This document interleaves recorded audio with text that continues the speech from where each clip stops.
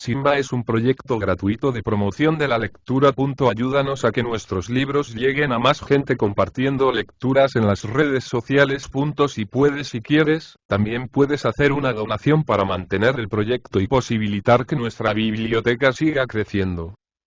¿Cómo se gobiernan las Filipinas? José Rizal. Ensayo, artículo de algunos años a esta parte. El porvenir de aquellas islas preocupa, no solo a sus habitantes que son los que están más interesados, sino también a muchos peninsulares que hasta hace muy poco ignoraban quizás su situación geográfica y la raza que las habita, etnográficamente hablando. Todos ven, todos presienten, todos están convencidos de que aquello va mal, de que algo allí deja mucho que desear. Unos lo atribuyen a una cosa, otros a otra.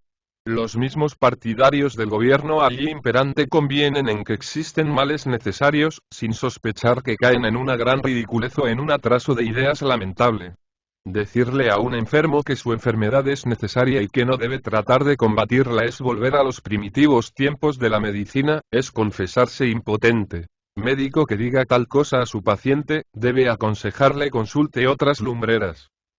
Los mismos frailes que benefician y gobiernan el país, los mismos que más interesados están en hacer creer que allí todo va a las mil maravillas. Los que debieran sostener que allí todo es perfecto, inmejorable, celestial, para que nadie les turbase en el productivo nirvana que allí establecieron. Estos mismos frailes convienen en que allí hay deficiencias, imperfecciones, abusos, y que las reformas son necesarias y se imponen, solo que quisieran un tratamiento homeopático, lentísimo, como los médicos que, faltos de clientes, desearan arrullar y mecer una enfermedad crónica, a fin de ir cobrando y comiendo a costa del enfermo y de su padecimiento. Y esto lo han probado y demostrado en sus escritos. En suma, todos convienen que la máquina no va como debe ir. Las causas a que atribuyen el desgobierno y la muerte lenta de la vida en aquel país, varían según el que las estudia. La mayor parte de los que allí fueron empleados o gobernantes, aquellos hombres que tienen quizás remordimientos en su conciencia por no haber cumplido con el deber impuesto por la paga que recibían, estos hombres gritan y echan la culpa de todo al indio, a la indolencia del indio, tal vez para llamar la atención del público sobre otro objeto, y así no se descubrieran las propias faltas, tal vez para convencer y hacer creer a su conciencia cosas que ella por sí sola no puede creer, como muchos cobardes que se infunden valor a fuerza de apóstrofes, como muchos embusteros que, tras repetido mentir, acaban por creer en sus mentiras. Por el contrario, y fenómeno paradójico, aquellos que han cumplido concienzudamente con sus obligaciones y que han hecho cuanto debían y podían dentro del enmarañado laberinto administrativo de aquel país, encogido y amenazado por los caprichos del tirano que de un correo a otro puede proponer su cesantía o mandarle bajo partida de registro, estos achacan la desorganización al sistema de gobierno, al personal, a la falta de estabilidad en los cargos, a las intrigas, etc. Los frailes tienen otro sistema. Todo el mal del país lo atribuyen a los ministros liberales, que por ser liberales tienen que ser ignorantes. En cambio, lo poco bueno se lo atribuyen a ellos mismos. Los ministros retrógrados o de su convento, que solo por serlo son sabios, no hacen ni bien ni mal. Todo su acierto consiste en consultarles y obedecerles, y así lo publican en extensos telegramas que reproducen en grandes caracteres los periódicos manilenses de su devoción. A su vez, los elementos peninsulares liberales que hay en Filipinas, culpan a los frailes del atraso en que ellas están, y ya con más razón, puesto que gobernándolas como las gobiernan los conventos, la culpa del desarreglo tiene que recaer en ellos. Sin embargo, estos liberales olvidan la parte que tienen en el desbarajuste. Si ellos no se dejasen gobernar y no les sirviesen de instrumento como sucede muchas veces, si por temor a perder el destino no transigiesen con muchas cosas que repugnan a sus convicciones, si tuviesen más entereza, más fe en sus ideales, si estudiasen más el país y pretendiesen con ahínco salir de la tutela monacal en que vegetan, ni los frailes gobernarían las Filipinas ni las ideas modernas se asfixiarían al tocar las playas de Manila. Los filipinos, en general, achacan el mal y la miseria de su patria a todo de arriba, al fraile, y a todos los elementos seglares que no se distinguen por su gran carácter, por un manifiesto amor al país y a los habitantes y por una iniciativa más o menos emprendedora en la cuestión de reformas. Los filipinos, como los liberales de que hemos hablado arriba y con los cuales tienen mucho parecido, se olvidan también de la responsabilidad que les cabe en su presente situación, pues si es cierto el dicho de que donde manda patrón no manda marinero, también lo es el otro de que cada país tiene el gobierno que se merece. El espíritu nacional empieza a dar sus primeros bajidos. Antes solo existía el sentimiento de la familia o tribu, apenas el de la región, lo que hacía que ninguna medida insensata provocase fuertes protestas en la opinión pública, sino solo en aquellos cuyos parientes salían más o menos directamente perjudicados. Tratándose de la patria, cada filipino se piensa, que se arregle ella sola, que se salve, que proteste, que luche. Yo no he de moverme, yo no soy quien he de arreglar las cosas. Bastante tengo con mis intereses, mis pasiones y mis caprichos. Que otros saquen la castaña del fuego, luego ya la comeremos.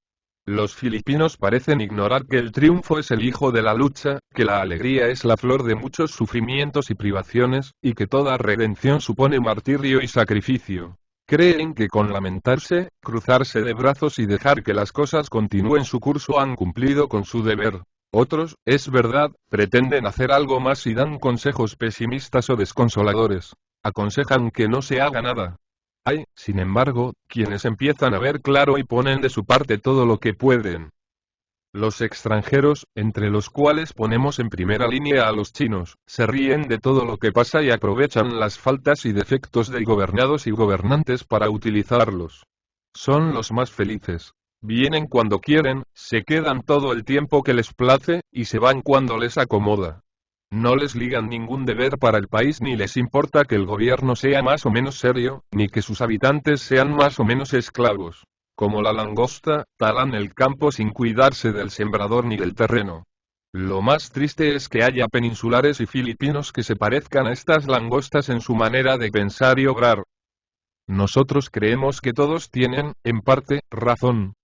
Los partidos pueden echarse unos a otros el muerto, los peninsulares a los filipinos a los peninsulares, los frailes a los liberales y los liberales a los frailes. Creemos que hasta los mismos chinos tienen derecho a reírse del gobierno y del país, es justicia al fin que nos merecemos todos. Pero sobre todas estas miserias, sobre este espantoso desconcierto está el principio de que el gobierno en su origen es vicioso, defectuoso, absurdo, inconsecuente. Sí. Analizando la forma gubernamental nos encontramos desde un principio con un grosero error, con una bárbara institución, la del Ministerio de Ultramar. Es este centro el que ha de gobernar países colocados a veces, a más de 3000 leguas de distancia, con población, clima y costumbres diversas y diferentes de las de la región en que aquel se encuentra, y lo ha de animar y hacer andar un hombre, precisamente el aprendiz en el arte de conducir a los pueblos, el que quizás por primera vez dispone de la suerte de sus semejantes. Figuraos un hombre que hasta entonces solo ha sido un infeliz, tratado entre guiños y sonrisas maliciosas, disponiendo de la noche a la mañana del destino de 9 millones de individuos, de un poder que sus otros colegas, más avezados y de más prestigio, no disponen, y decidme si tan rápida ascensión no le ha de trastornar la cabeza hasta el punto de no hacerle cometer sino tonterías. Y agregada esto el doloroso pensamiento que los hombres que gozan de tales gangas, en general, no han estado nunca en los países que han de gobernar, ni conocen quizás su situación geográfica, ni se han ocupado jamás de ellos, y decidme qué suerte les ha de caber a tales gobernados. Decidle a uno, sea usted ministro de ultramar, equivale tanto a gobierne usted la luna o los habitantes de Saturno, con la única ventaja que desde el ministerio se puede ver a tales astros, y a Filipinas no.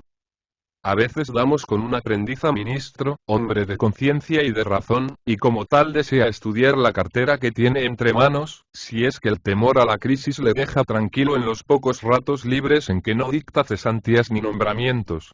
Pero el estudio y el aprendizaje exigen muchos meses, durante los cuales los 8 o 9 millones de habitantes envidian la suerte feliz que los conejos disfrutan en los laboratorios de los grandes médicos. Los 8 o 9 millones tienen que sufrir todas las experiencias, sicutin animabili, del ministro aprendiz y pueden dar gracias a Dios si, durante ellas, el aprendiz operador, como quien no está seguro de lo que va a hacer y escucha pareceres contrarios, hace y deshace, corta y sutura, inyecta o sangra, obligando al pobre paciente a dudar cuando debe tener fiebre, reacción, etcétera, etcétera.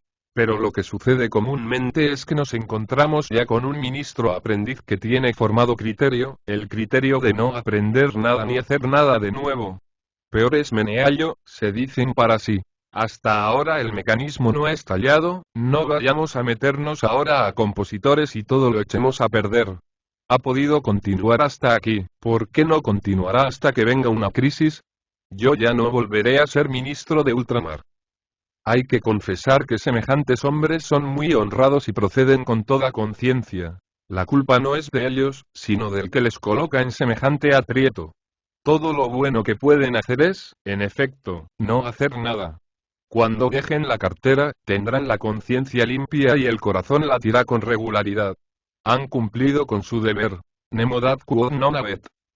Otros hay, y estos son los temibles, que sin la buena voluntad de los primeros, ni la modestia de los segundos, pero con la ignorancia común a ambos, quieren pasar sus meses de aprendizaje haciendo muchas cosas y procediendo desde un principio con un aplomo verdaderamente fenomenal. Estos señores suelen inspirarse en las miras de un partido, se dejan guiar, imponer, manejar y creen hacer mucho destituyendo a unos, nombrando a otros, anulando reales decretos, disposiciones de sus predecesores.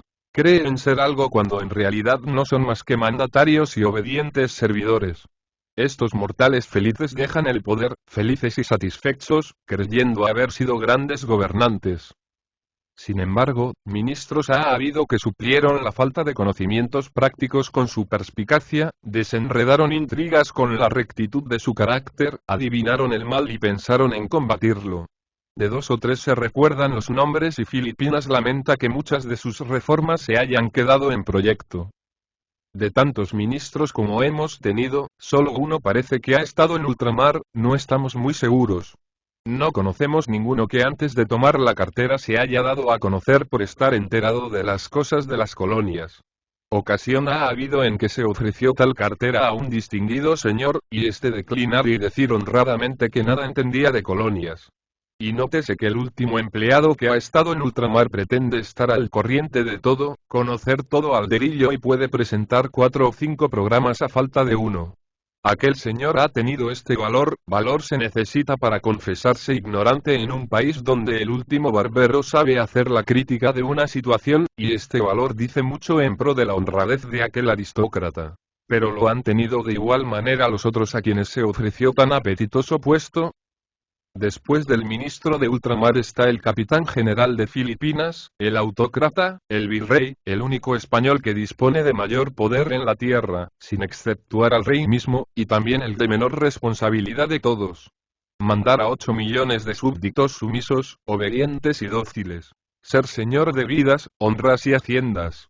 Tener oro, mucho oro, favoritos, aduladores. Poder cometer con la mayor frescura las más grandes equivocaciones o injusticias, no subsanarlas sino mantenerlas para que el prestigio no se lastime, paliarlas, dorarlas y excusarlas con las frases convenientes de orden general, razón de Estado, para el buen gobierno, etc. Mortal, ¿qué quieres más? ¿No es un hermoso premio gordo que en la lotería española se saca cada 3 años y que se gana sin comprar un décimo siquiera? ¿Qué se necesita para ganarla entonces?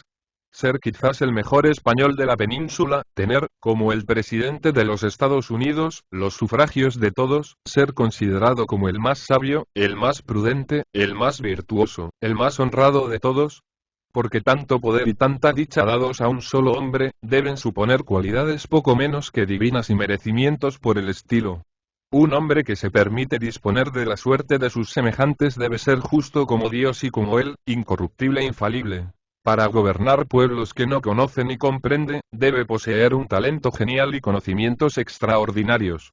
Para gobernar tan diferentes entidades, deslindar intereses encontrados y remediar todos los males de un pueblo, debe ser un hombre encanecido en el gobierno de los pueblos, al tanto de las leyes y de las costumbres del país. para presentarse en nombre de una nación que pretende colonizar y quiere con la civilización hacer olvidar a los pueblos la pérdida de su libertad e independencia, ha de estar dotado de un prestigio verdadero, de convicciones morales profundas, de un gran amor a la humanidad, de un tacto exquisito y de una prudencia delicadísima. Pues bien, todo esto es ilusión, música celestial. Ese puesto, el más elevado que el hombre puede ocupar en la tierra, porque solo tiene derechos reales y responsabilidades nulas. Ese puesto, para ocuparlo, basta ser un general del ejército o capitán general cuando más. No exige más que conocimientos puramente militares. Va. A veces por razones de alta política lo ocupan aquellos que en la corte pueden ser un estorbo para los fines de ciertos hombres públicos, o los que, habiendo prestado grandes servicios a ciertas causas o a determinados partidos, exigen una buena recompensa. A veces ni esto se necesita. Basta comprometer a tal o cual poderosa corporación de servirla en sus intereses, para que ésta trabaje porque sea el elegido. Radicando el mal en tan grandes y principales raíces, ¿qué podemos esperar sino que la savia sea mala, el árbol raquítico y las frutas amargas? ¿Qué ha de ser del hombre cuya cabeza cambia cada 2 meses, y cuya voluntad no pertenece a su cuerpo? Y tal régimen seguirá, porque basta que lo critiquemos para que no lo modifiquen, porque es necesario sostener el prestigio y la rutina y porque se prefiere la apariencia del saber a la verdadera ciencia. Corregirse equivale a confesar su error, y antes que confesarlo, primero perecer. Como el que está atacado de una monomanía primero se convence de que todo el mundo desbarra antes que admitir la suposición de su enfermedad, y muere con ella echando la culpa de todo a todos menos a sí mismo, así son también ciertos gobiernos predestinados.